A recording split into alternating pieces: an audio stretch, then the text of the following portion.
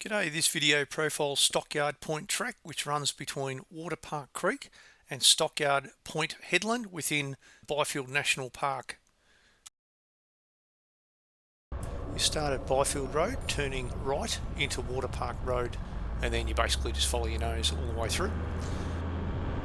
The reason we decided to put this video up is that when you're heading into Byfield National Park, all of the online videos reference this massive sand dune called Big Sandy, and apparently it's like a rite of passage to get into the national park if you can get over the sand dune. But there's very limited footage showing Big Sandy. The first section of Stockyard Point Track is basically a gravel road. It's got heaps and heaps of potholes. You just need to be careful picking your way through all these massive holes. Here we are entering the national park. From this point on, the track gets a lot more sandier and it's reasonably good going all the way to Big Sandy. There were two small creek crossings on the way in, this one and a much smaller one.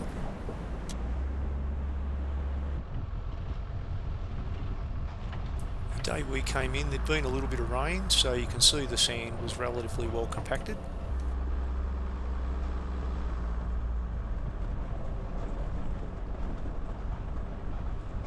Here's an interesting log bridge about halfway along the track. All four-wheel drives will get across there okay. Maybe you need to take a bit more care if you're on a motorbike.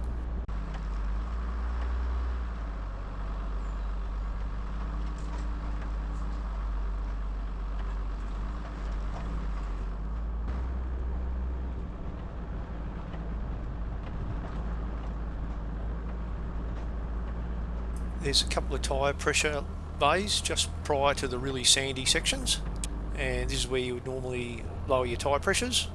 On this day, because it had been raining, the sand was a little bit firmer, so we didn't lower them down as low as we probably would have normally. I understand sometimes you need to go down to almost 12 psi or lower to get up Big Sandy. So here's the start of Big Sandy. There's two tracks that go side by side. The sand is fairly deep and soft. You can see that when it's dry, this would be extremely difficult. You would definitely need to lower your tyres down. I've seen lots of videos online about how gnarly this can be. In addition to lowering your tyre pressures, I think momentum's the key to getting up the sand dune. Certainly diff lockers would be very, very useful. The track sloped up the sand dune is between 8 to 9 degrees, so it's a relatively gentle slope. The erosion along the sand dune is pretty full on, and because it's so narrow, you just hope like hell that you don't meet an oncoming vehicle.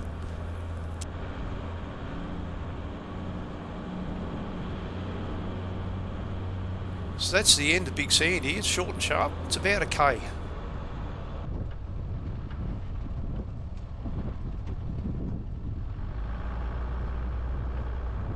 After Big Sandy, it's just a case of following the track. There's often different options to go left or right, but they all head in the same direction.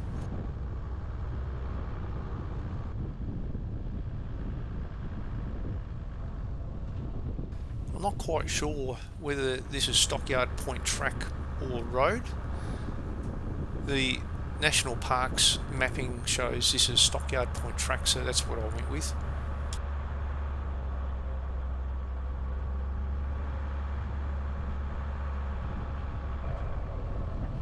So here we are on the boarded section of track, so they use these boards across the track, laid down, which are great for getting up and down steep areas.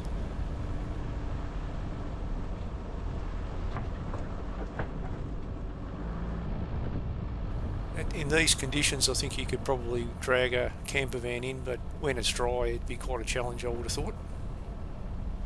But there is a community of people who live out on Stockyard Point, and they definitely move in and out here regularly, so the track is relatively well maintained.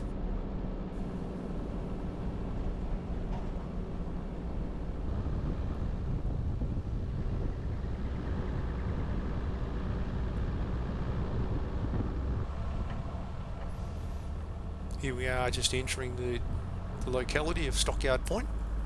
There's a handful of houses.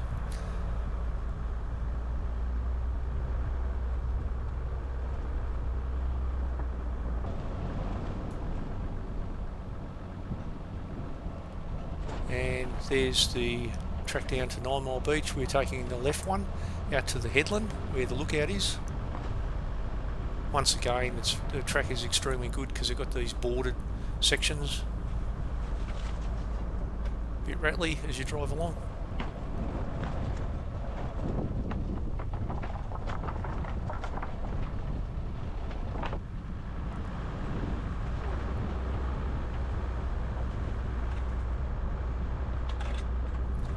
And here we are approaching the turnaround, which is the lookout point. You can walk down to the headland, which is fantastic. This is one of those premier spots to get to check out. It's amazing. 9 Mile Beach is to the south, and Five Rocks Beach and Little Five Rocks Beach are to the north.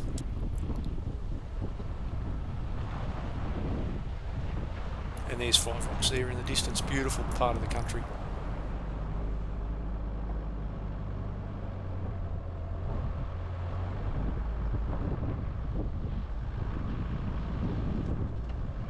Okay, hope you enjoyed this video. Catch you out there.